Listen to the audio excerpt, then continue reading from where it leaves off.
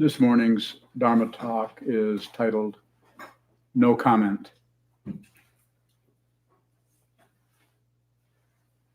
That's it.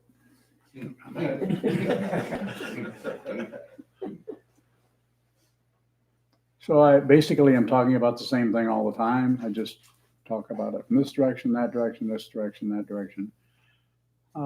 Maybe not always, but quite a bit. And what I'm trying to encourage and get everyone to do, to practice, if they will, if they can, is to just see what's happening. The self-centered mind, the ego mind, the Yogacara would call it the seventh consciousness, or the klesha mind, or the confused mind, the paranoid mind, the hope and fear mind, the mind that thinks something good needs to happen, something bad needs to go away. This is a problem because it causes the mind to go like this.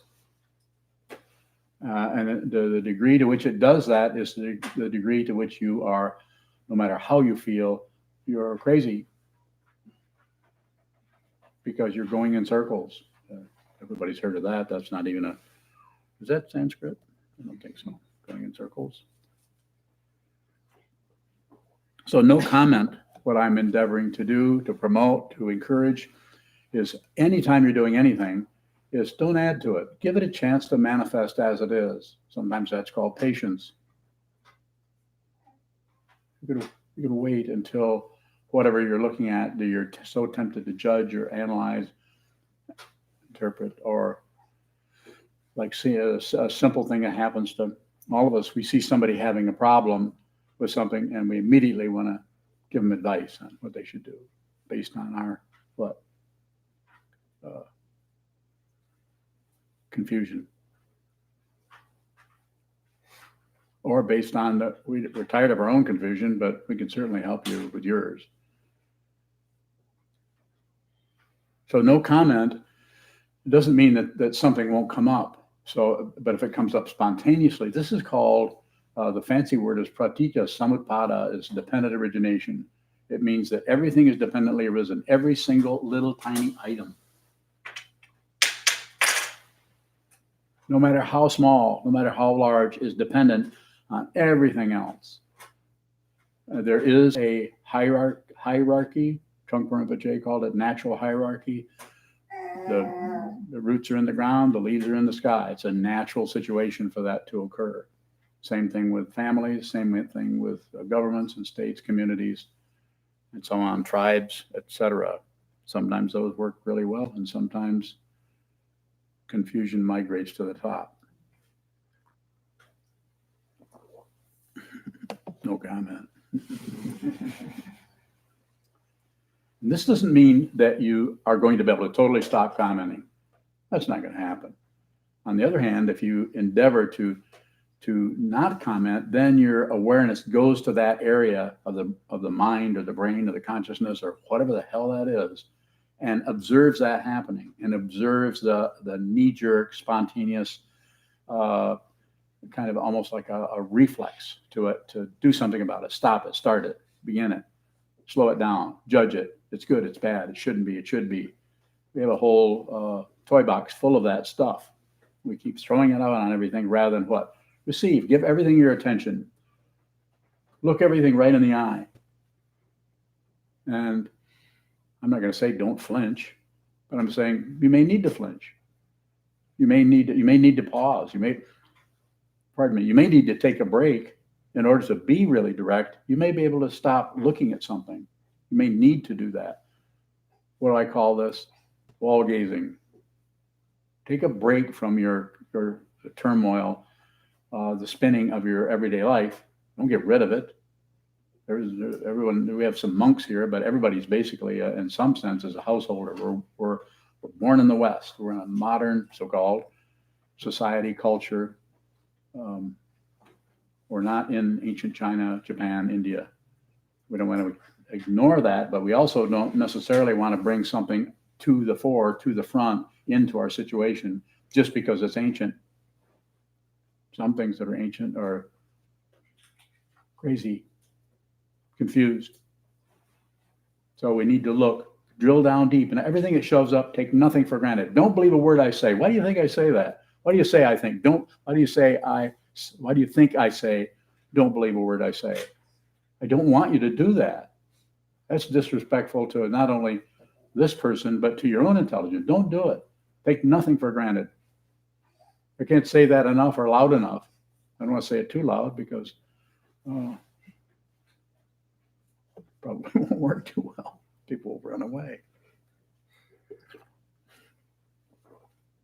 What I mean that I'm not saying that we don't have a tendency to just grasp on and just immediately, spontaneously, impulsively just believe something without really, we don't even know that we're believing it because we just think that what we're looking at is what it is. No, it's what we believe it is. If you see what something actually is, whether it's another person, whether it's the floor in your bedroom, whether it's the cat trying to get in from outside, if you know what it is, you have to reflect on this for a while, and you probably aren't going to be able to understand this unless there is a strong meditation practice, a strong awareness practice that is not grasping, not rejecting, not shutting down. There's the three poisons.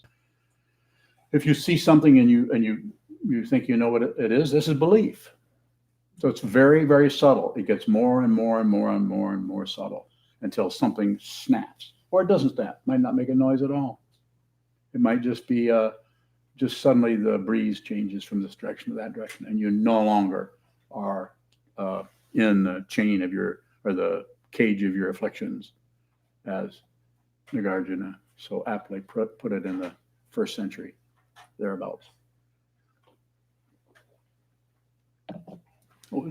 Most people, anyone in this room probably realizes that they're chained up in some way and are held by beliefs and ideas and opinions and trapped by emotions that come up from who knows where, that maybe we used to blame this or that, and now we're starting to see that maybe the cause of this is much deeper than that.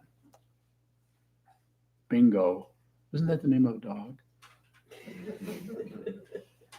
Bingo was his name? Oh. What? The comedian is back. He had 2 jokes yesterday that took attention away from me. How do you think I like that? They were really funny too. They were.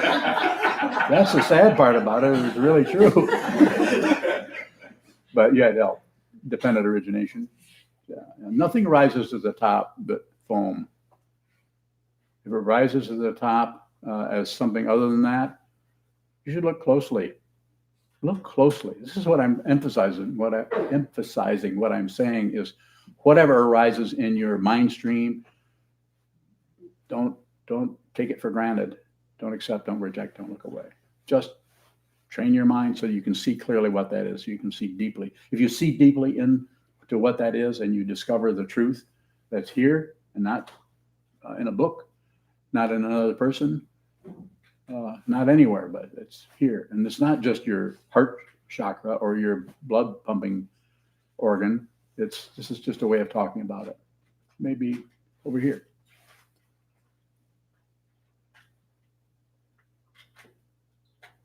Then you won't be conflicted about anything. It doesn't mean there won't be conflicts coming and going.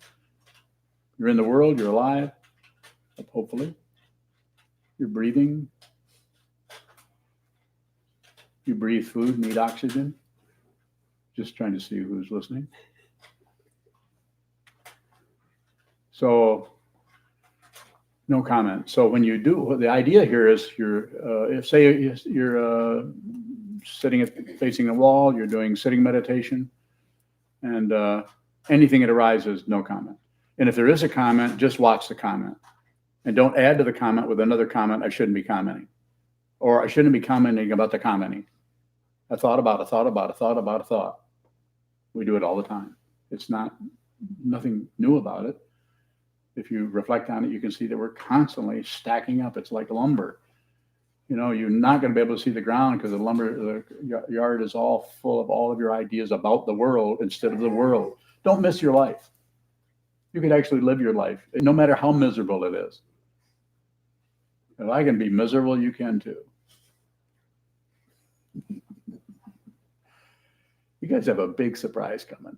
It may be a really good one, and it may suck, or maybe both. Get ready. And I'm not even trying to be cute. That's why I'm not cute. But I'm highly motivated to convey this to each of you because there's all the suffering that we're going through in our lives. We try to, even though we've heard this over and over and over in the Dharma, we try to turn away from that, try to find out a way to get away from that. We try to put a garbage can lid on it called a label to say what it is, where it came from, who did it, why it should happen, why it shouldn't happen, how I can get rid of it, and what the next door neighbor told me to do about it. So I highly recommend that you stop complaining about everything. Unless it's to your spouse, and that's okay. And what I'm saying there is, because if you do that, what we're doing is we're shedding the negativity by doing that. And there's nothing wrong. It's not like an evil, bad thing, horrible, and not going to be condemned. It just extends the time in which you're in training your mind that it's going to be before you understand this. It's just a tacit understanding. It's not a big flash in the sky, lightning bolt awakening. It's very simple. You can miss it. You will miss it unless you're training your mind, because it's coming and going. Everything is in a cycle. If you're in a human form, which looks like everybody is, then everything is cyclic. The moon's going around, the earth is going around the sun, everything's going around night and day, good and bad, up and down, back and forth. So isn't it interesting how we think everything should be okay? And when things get difficult, instead of just seeing that that's just part of the cycle, it's just a cycle. It's just a cycle. It's coming and going.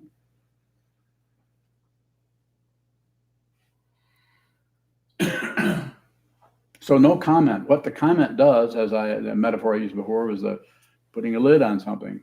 Even if it's accurate, even if somebody has really done something that's really terrible and you put a lid on that, it's not so much about not doing that. It's about seeing, if you can just see that you do that, then the very quality of consciousness starts to become very, very observant, especially when it doesn't interfere.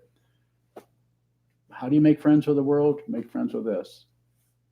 If you make friends with this, you don't have an enemy anywhere. This doesn't mean you don't blow your stack next week about somebody doing something, but there's something different about it, because a stack gets blown out of dependent origination, out of causes and conditions that arise everywhere all the time, in your gut, in the sky, in the earth, in your house pets. Everything is dependent on everything else for its apparent bark, for its apparent individuality.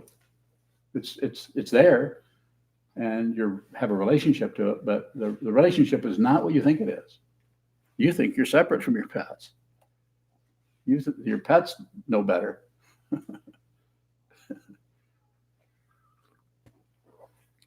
Especially goats. Anybody have any goats? Too bad.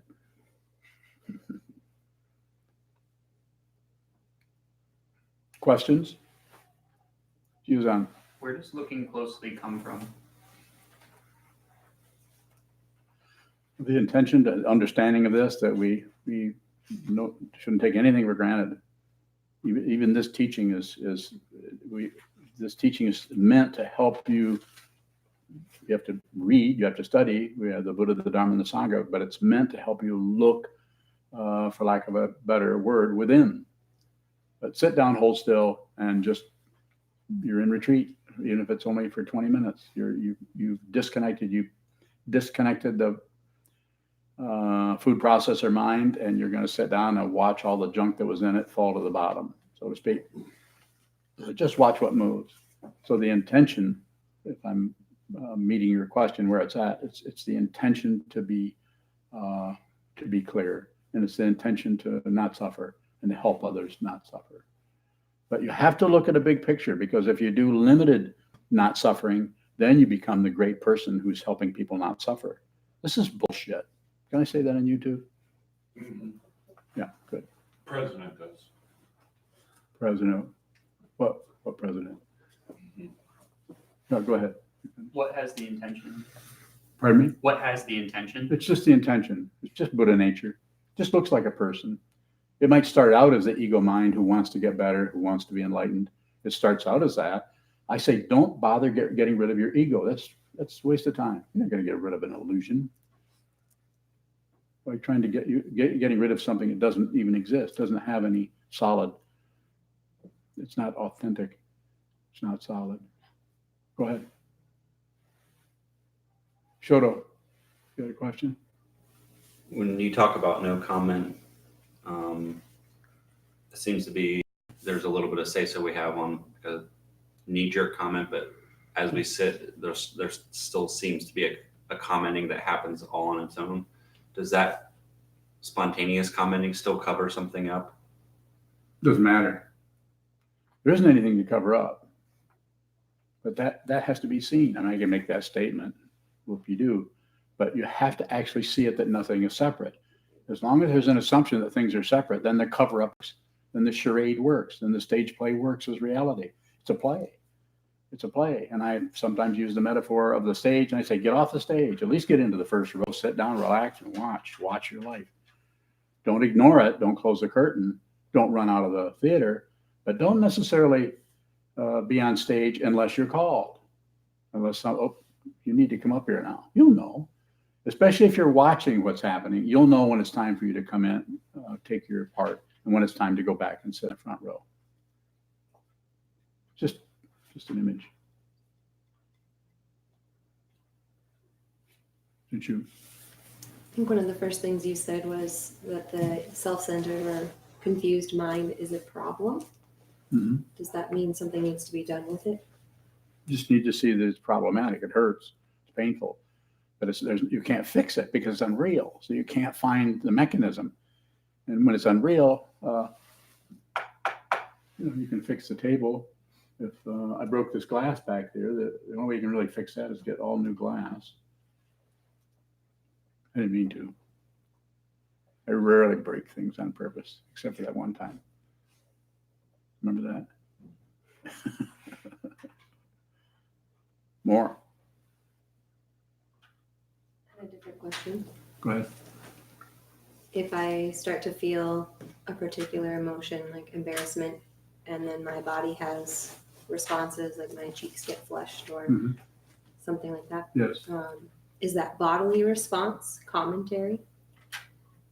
No, it's just dependent. It's just dependent on the both the clarity and the lack of clarity on what is going on in the consciousness, or what is moving as far as forms in the consciousness. So you don't have to do anything with it. Isn't that great? Think about it. You don't have to be anybody else but yourself. You can have the feelings you can have. You have the emotion. You can have the prejudice that you have. You don't have to get rid of anything. Please don't bother to do that. What should you bother with? Sit down, hold still, watch what moves, and train the mind so that when you get up off the cushion in what we call post-meditation or everyday life, however you want to say it, that you are clear. Anything that shows up, you've been training your mind to watch. You've trained using your own thought patterns, coming and going, coming and going. You're not grasping them. You're not rejecting them. Passion, aggression, and you're not shutting down or ignoring them. Ignorance. So you can actually do that in your everyday situation. You're no longer believing anyone, disbelieving anyone. You're no longer taking a position. Yeah, opinions are useless. You don't need an opinion. That's the opinion is the what can I come up with here? Opinion is not good. You don't need a position on it. Actually, this is a position on anything. This is fear. The ego has fear, so it takes positions and has opinions and has judgments and ideas. Even those intelligent, erudite Harvard scholars have intense opinions. I'm not doing anything with their intelligence. Of course, they're intelligent, but their downside of the intelligence is they use that to cover up reality. The reality can't be not a series of thought patterns that are intricately woven together to produce a thesis. It's this. And if you don't see it, then you might need to practice. Sato. If we watch long enough, will that lumber pile of opinions that are blocking our view eventually thin out? So I'm asked that question in so many different ways. That's why I use different metaphors. Here's what will happen, as far as I know. It might not. So it might get bigger. Could get smaller. No guarantee of anything. Could get worse. So I can't. But what I can say from the way it looks What happens is you have to look at what that is. And then when you see that it is untrue, that it's not true, it's an illusion, then you also see, or you may see one before the other, then you also see that the one who is observing that is unreal, that there's no solid being anywhere. And the lumber pile, and then the interesting thing, and this is why I sometimes laugh about it, because it's because then you see that that you've been fooled by this. You've been fooled by this mirage and thinking it was solid and real. It had to be fixed, but it's dependent. It's coming from, could have come from the 13th century. Some lifetime happened then. Maybe it was yours. Maybe it was somebody else's. It doesn't matter. There's no solid being anywhere. It just looks like it, and it looks like it intensely. It looks like they have really intense problems. And I'm using that metaphor of lumber covering up the yard, covering up the ground. But if you see what it is, then it both, it might vanish, it might not. But the one who was seeing that or witnessing that is no longer real. And so this is called realization. This is called freedom. There's no other word from it. It's not freedom from something. It's not freedom to do something. It's fundamental freedom. You're no longer separate from anything. There's nowhere to go. There's nowhere to come. All the cages fall apart. The vow to be with all things, save all beings. The very best thing you can do for your suffering is to help others. Don't try to get rid of your suffering. Don't be foolish about it. Don't be childish about trying to get what you want. And at the same time, don't shut down on that feeling, because you need to observe that situation. Questions? Joseph. What is intention? How does it look like to you? What's it look like? Don't say too much, because My first I'm instinct alright. is observation. that's pretty good. Okay, you just answered your own question. Nobody else should do that, though. You have more about, there's something else you want to know about that? Was when your response to him was having Views on? intention. Okay. So I just noticed that I fool myself sometimes. I think I'm intending and I'm not. So Oh, that's laziness. Did you need a word? When I say lazy, that's not a criticism. It's just not wanting to be bothered, kind of thing. Does that fit, or am I off on that? no, that fits. Okay. Goes on. Can there be intention without desire to want things different? On a certain level, yes. At some point, the intention just takes over, and then there's no desire around it. Just in our, I'm not saying we own it, but in our lineage, this is called the vow. The vow that transcends karma is a vow to be with all things. Save all beings is the personalized way to do it. And it's not something you do, it's something you are. And when you are that, then you're not concerned with outcomes anymore. You're not concerned with past and future anymore. You're not even concerned with perpetuating your own life. It doesn't mean you won't eat. It doesn't mean you won't get the hell out of the traffic. It doesn't mean that you'll continue to play with broken glass. More? In this example that you gave, is it the intention dependent on the vow? To begin with. To begin with, there's some kind of understanding that starts to arise from the Buddha, from the lineage, from the teachings. Something starts to shift in there where we find ourselves just like you did. I mean, I'm going to take your biography here particularly, but you found you could not continue to do what you were doing. And and if I were to ask, which I might have asked why, but probably didn't insist on it, I don't need a reason for anything. And so you're a monk. How'd you stumble into this? Your life is not your own anymore. You have to do Gary it. did it. Huh? Gary. Gary. He said, "Come to this retreat," and there. Oh, you were. Gary. Yeah. And Gary thought he'd get free of it, but he's sewing a Roxy too. It's Hmm? it's done. Oh, he got his Roxy done? It's on your table. Oh, that's the one. Yeah. That's one of those things on my table that says, "Get this done." With a sticky note. There's a sticky note on it. Gary. Give Gary a name. I have a name for Gary. but I'm not going to tell you. Question from Shane in California. Yes. Is there an aha moment associated with awakening? Yes and no. And I'll explain that. The aha comes from maybe a glimpse. Might have a glimpse of that where everything just stops looking like something else. So you can show up, and what happens is the ego is still not exactly in the front row. It jumps on the stage and wants to be part of that aha. But wisdom mind or your Buddha nature, the Tathagata Garbha, doesn't care one way. It doesn't care whether it's awake or not, because that's a concept used in samsara or in the ego's world. But the truth, as you've heard it said before, that Buddhas and sentient beings are not two different, they're two names for the same thing. It's just that one realizes who they are and the other one is confused about it. So there could be an aha. Is it Shane?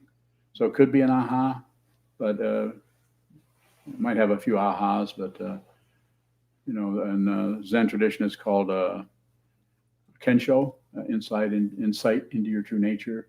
That may happen. If it's the other word for enlightenment is a satori, or samadhi, or anuttara samyak sambodhi, or all the other fancy words. But it's just you're no longer confused. Or the other word is you saw the chains and you stepped out of them, or they fell off. Or the interesting thing about it is that it's been said and in so many ways, it's not something you really do. It's something you stop doing. You stop chaining yourself up. And so it feels like you didn't really do anything. You just noticed that the house is burning down and you got out of it. And then the other people are still in there burning. So you might have to run back in and help them. So it's like grace. That's why, because when you see it, it's so simple. It is not a conclusion. If it's a conclusion, you've just covered it up with your ideas about it. So you'll continue to spin. You might have a high level of spinning. You might wear a robe. You might be a unicorn. I mean, you might be some fancy person, but that's circular too. I don't care if you're the king of the universe. As long as there's a grasping at a human being, a human body, a human consciousness, some kind of existence, or probably not going to work. Now, there are other traditions, other teachers. There's teachers in the Soto lineage that will talk about this differently. I have no argument with anyone. This is just between me and you guys. Ed. Mentioned earlier, a vow transcends karma. What do you mean by that? So if you give yourself up to just saving all beings, be with all things and save people, help people, it doesn't mean you have to. It doesn't mean you meddle with them or interfere with them without their permission. There has to be a mutuality, a communication, a lot of receiving, about 90%, and a lot of cooperation with the person, and then a lot of collaboration. So you can't save someone who is not ready to step out long enough to even have a conversation. But if you do that, then your own self-centeredness starts to, by your intention to be with all things, then your own self-centeredness starts to, you could say from the point of view of ego, tends to dissolve. And from the point of view of reality, just falls in line with the natural dance of the universe, dependent origin. You just become another thing that's in motion, except your intention is actually going to helping people. So that's the same thing as generating merit.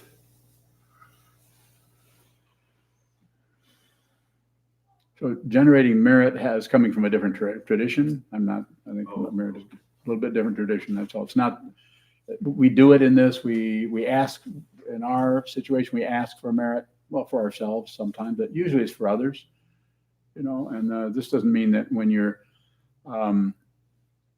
helping people or working for people or putting others before yourself, which doesn't mean, as I said before, you do away with your own welfare. You have to be okay yourself before you can take care of others or help others.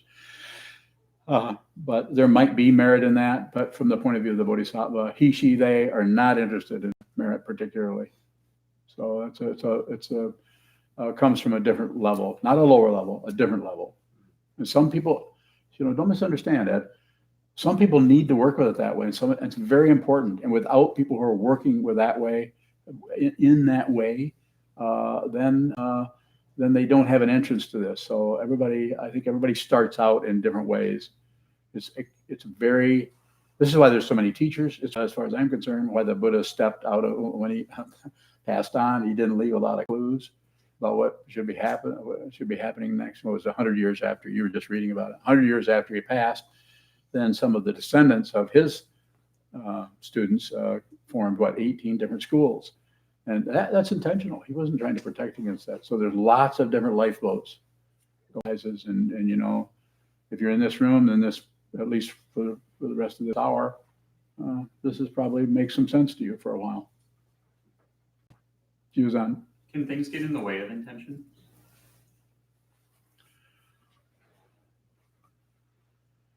You can think that they do.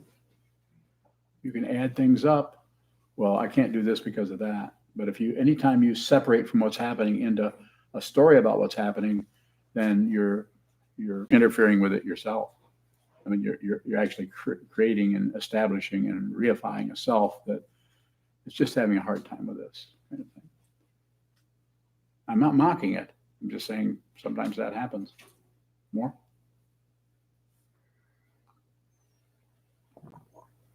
Question from Laura in Traverse City.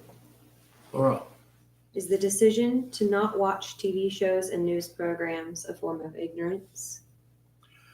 That's an excellent question. I would say it's completely in your. Might be a time when anyone here or you, Laura, might have to do that, and I would say, you're the one who's there, as Tisha said back in the 1,000 years ago. Said of the two, keep the principal witness. So that means that of the two, you and everything else, you're the one. Even the teacher, if they're a true teacher, are not going to step that far into your life, unless there again, the causes and conditions have to be different. The person has to be. If someone is, might make some difference if someone was living in a monastery as a monk and was ordained, and ask that. Then even then, I would have to think about that particular person's practice and situation, how they were handling their life, what they were having difficulty with, and so on. And if they were asking me, then I might respond in different ways. And I could say, cut back on it, or I would say, no, I think you should just keep loading up on it, the news or whatever. And so it's very the whole idea about this very, very situational, just with everything. And this is something the government and big organizations don't want to deal with. That even organizations of Buddhism want to have solid rules so that you have strong containers for everything, so we don't lose track of anything. Why is that? Fear of losing track, fear of losing. It'd be like if I made a bunch of rules here, which I don't have many, but fear that the monastery would come apart unless I make really strong rules that could be similar to a prison rule. So in that situation, Laura, I would say, just look at your own reaction to what's happening and use that as a Dharma gate. Use your reactions as someone gets on and says something that is very uplifting and good and sounds positive and helpful, however you want to say it, and you feel good about that. You like that person, their talk. Another person comes on who is totally twisted out of shape, and then there's all the nuances in between. And then just watch what your emotions do with it. It's a practice. It's not a conclusion, not a result. If you have results and conclusions, I'm not saying you don't have some. Relatively, a lot of things look like conclusions and look like results, but nothing lasts, and ultimately nothing starts. Further questions? In what ways do we use the three poisons to take things for granted?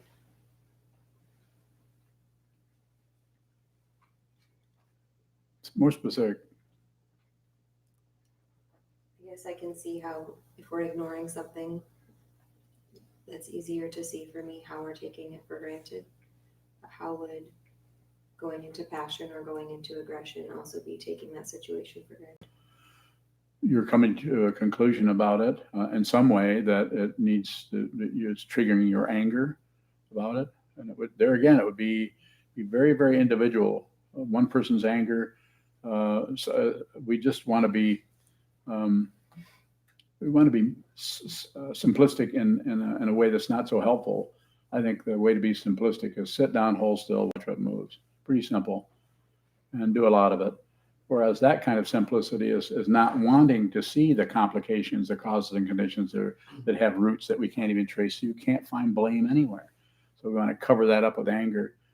Sometimes the buried anger that I've talked about before, we're not willing to look at, and we don't even know is there, at least consciously.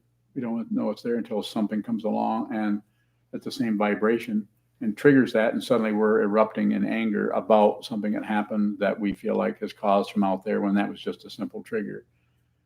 It's not that it wasn't maybe difficult or whatever, but if there wasn't that buried situation, you would see more clearly that that person is having difficulty in their life. And so they're doing something that's triggering you or doing something that is disrespectful or something like that, rather than immediately leaping onto that as they're wrong and they're bad. I'm not sure if I addressed your question that clearly or not. What does it mean to take something for granted? Look at it and conclude. Just take it for granted. It's going to be that way. Say, don't settle for anything. Everything is a mystery, and not some kind of romantic kind of thing. I'm just saying you don't fundamentally know what things are. You know what they do. You know how they look. You know what color they are. Now, that's a blue shirt and that's a red shirt. So we use that to because of our relative knowledge, we use that as kind of a smoke screen for the ultimate truth, which is you're in the middle of a huge space, incredibly gigantic space, and that's the path quality of it, the space. The fruition is no space. Space is extra. That's a concept, and it's based on what? Relative truth. Go ahead. No? Any other questions? Yes. Sokuzan. What would it look like to not comment on awareness? On what happens in the awareness? I guess the quality of awareness. What would it look like? You may feel more bewildered, but the feeling or looking at the bewilderment is the path to realization. So no comment. Thank you for bringing me back to the title of the talk, because there's no comment. If you can do that, and everyone here, if you're even listening to this at all, if it doesn't make sense, or don't worry about it. Forget everything I said. I mean it. We don't have to remember. But if something registers with you a little bit, then look at that, the way you've been handling the negativity as it comes up, and using a comment or just a little, there I go again, or I don't like that, or why am I? The question one is the most circular. If you feel bad, if you wake up tomorrow morning and feel kind of maybe depressed or some anxiety, and you give it any name, any title at all, that all investigation is ceased, and you're stuck with that for however long that lasts. You'll rotate around having a little mini conversations with yourself about what's happening, what you should do, what you shouldn't do, what you could do. Could take a walk, could have some tea, could go check the mouse traps. You have mouse traps? Somebody's got them. Yes.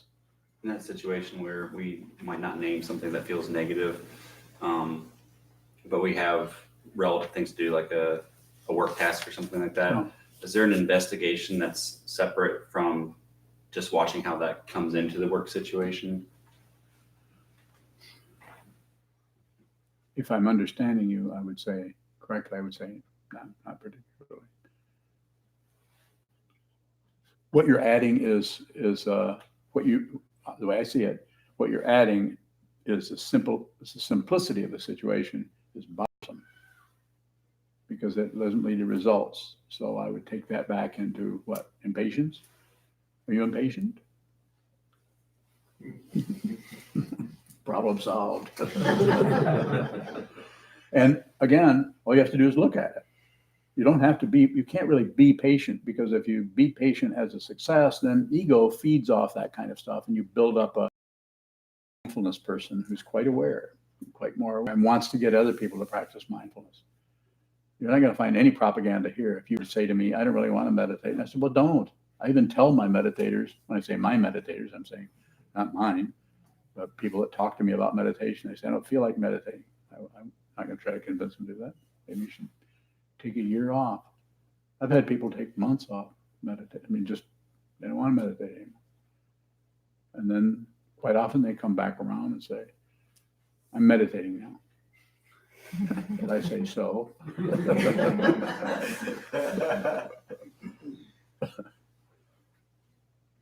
Michael?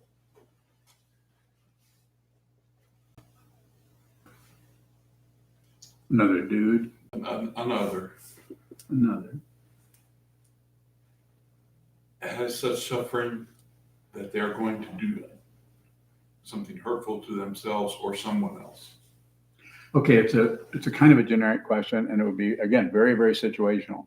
There might be times when you or report them, or I mean, there's all kinds of things that could happen. But this quite often, this is all you have to do is be in the room with a person. We all just want company. We just want to be with somebody. But sometimes we have too much pride to be able to say that. We have too much, and sometimes people who are really desperate and lonely make a lot of racket, and they talk a lot, and they fill up the space with all kinds of comments and ideas and everything, and they're suffering deeply. That's probably the person that's going to the most likely to do something that is not very skillful, shall we say. But if it's somebody close to you, I think we've talked about this before. Just hang out, just spend time with that person, and don't argue with their ideas, or don't take exception, and don't and also here I'm giving you a lot of do's and don'ts. You asked the question, so I'd say spend some time with them and put yourself in the same kind of situation they're in. Of what would you do if you had these intense feelings that are causing this kind of eruption, where they're miserable and they're trying to kind of, it depends on your relationship to them. Sometimes people try to dump it on you if they can and blame you for how they're feeling. Just take it. Just receive it. I'm not saying you might not feel resentful or irritated by it, but you can handle that. Take both of them. Take their negative feelings and your irritation about the negative feelings. Take both of those. Not mechanically, not riding the breath, not Tonglen. Just receive it. Go ahead. Is there such a thing then as moral obligation?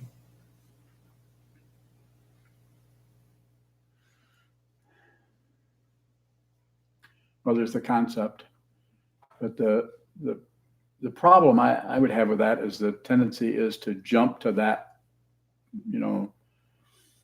whatever that is called. What's that called? Not a platitude, but anybody have a word for that? Standard. Yeah, I like that. So it's some kind of a standard, and then when we have a standard, immediately that shuts down all the awareness around the specifics or the very subtle differences in that particular situation, and we tend to close off, and then we tend to condemn or judge or say, well, I have an obligation, or you have an obligation to take care of that.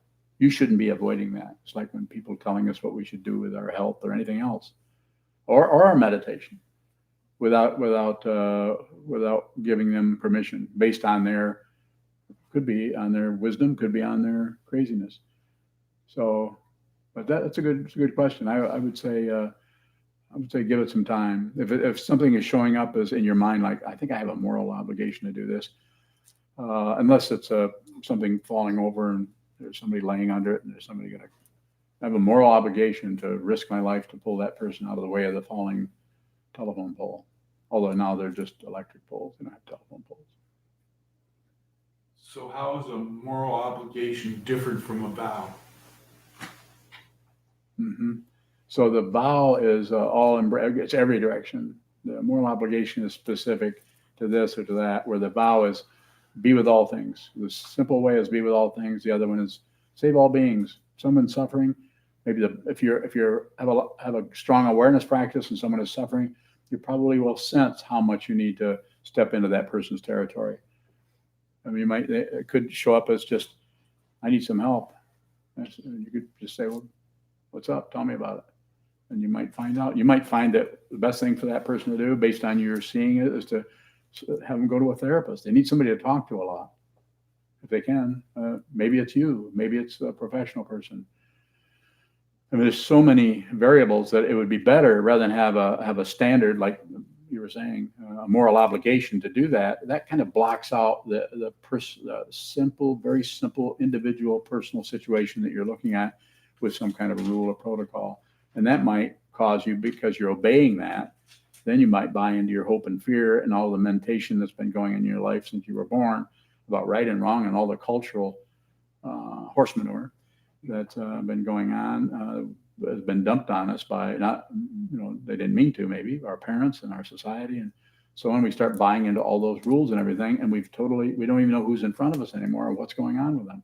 And at the same time, to further complicate it, that person's own karma is rotating and fluctuating and changing all that time at the same time. So you've got so many causes and conditions, that's why they call it the 10,000 things, which is a understatement. You can't trace it. You can't find the original cause for anything. And so that's why it's very helpful to anyone who wishes to live a sane, uplifted life to no comment. Just this. It's just this. Yes. Nothing to do. Nothing to do. Nothing to say.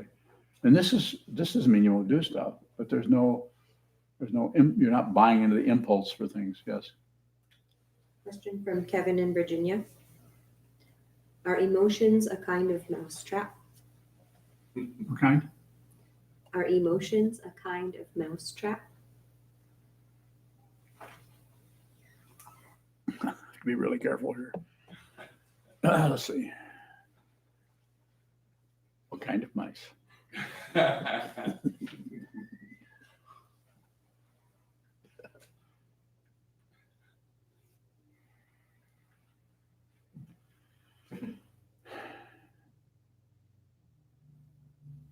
Let me contemplate this for a minute. Okay, I got it. I don't know. I have no idea. And part of it's I catch the images and everything, but well, I will address it. I'll say that it may show up that way if a mousetrap snaps, and if it's that kind of a snapping where it's instant, then there could be some kind of thing because it's so quick that it catches you and you can't move because the emotion is so intense.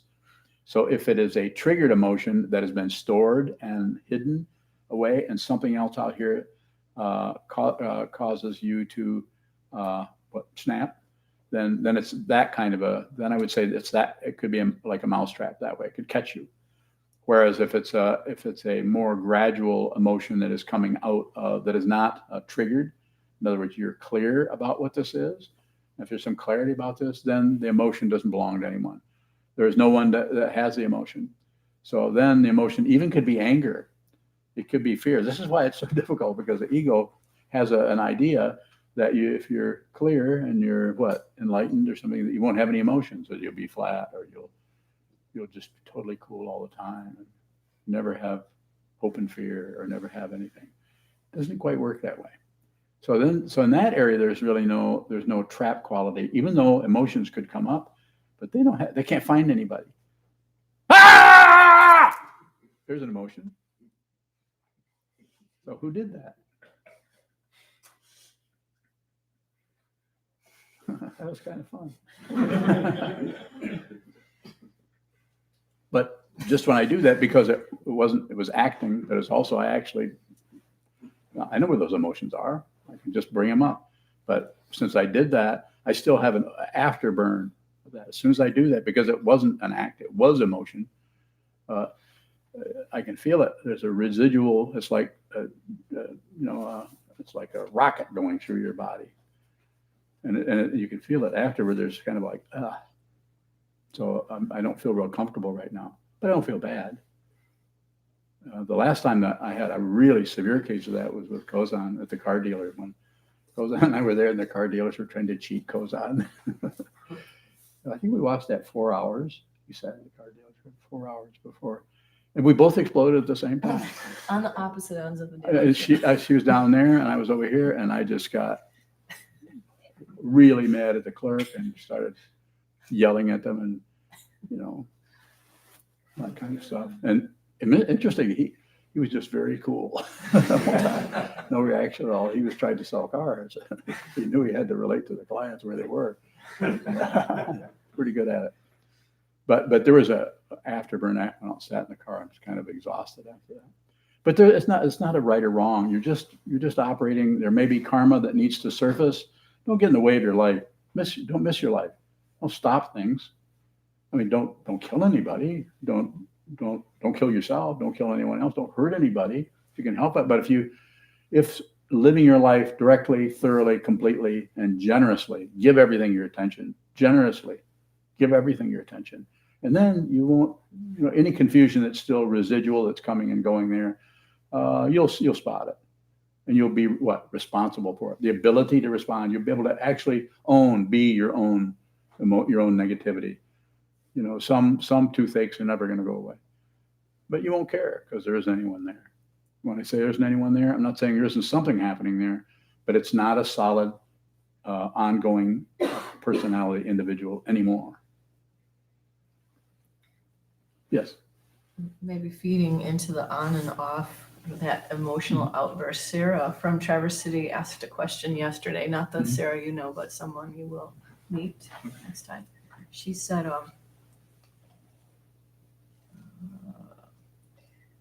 can you please tell Sokuzan that I watched today's episode, that was yesterday, and it resonated with me. My question is, how do you turn energy, enlightenment, the way, or feelings on and off? He wanted to be stumped. Does that help? What? He wanted a stumper question. What was the question? So, how do you turn energy, enlightenment, the way, or feelings on and off? How do you turn enlightenment off? Or energy or feelings? On and off? I don't know. She stumped me. I have no idea. Okay. Does she know? I don't know. Let me know if you find out. Doesn't seem to be a switch. So it's not that the self-centered mind doesn't sense that and want to shut things off or turn it off, but you miss your life. You're interfering with dependent origination. You're interfering with the basic teaching of the Buddha when he stepped out of his after he had his glass of milk under the Bo tree. Everything is dependently risen. There's no separate beings anywhere. Everywhere he looks, he sees the Buddha. Everywhere he looks, he sees the enlightened one. So there's nothing you might be able to work on that. I highly recommend that you look at that situation before. Okay. How old is she? Can you guess? Maybe 30. How long she been meditating? She came to the 4-hour sit a she's couple sit- years ago, and then she had a tough time for a while, but she's going to come back. Oh, so she still sits, or?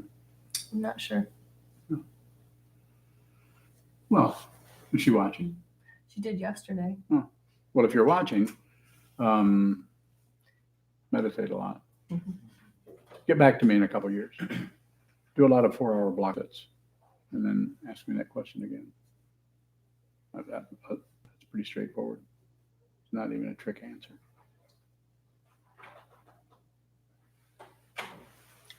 Thank you so much.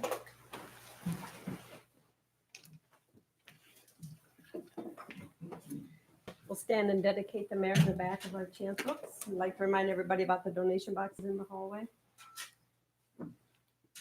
We are totally appreciative and depend upon your financial support.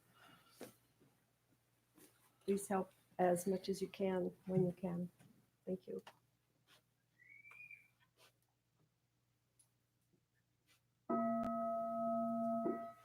May the merit penetrate into all places so that we and every sentient being together can realize the Buddha's way. Ji-ho san shi shifu shi-son bu-sa mo-ko-sa mo-ko-ja-bo-ro-mi. The 10 directions, the 3 worlds, all Buddhas, all venerable ones, Bodhisattvas, Mahasattvas, the great Prajna, Paramita.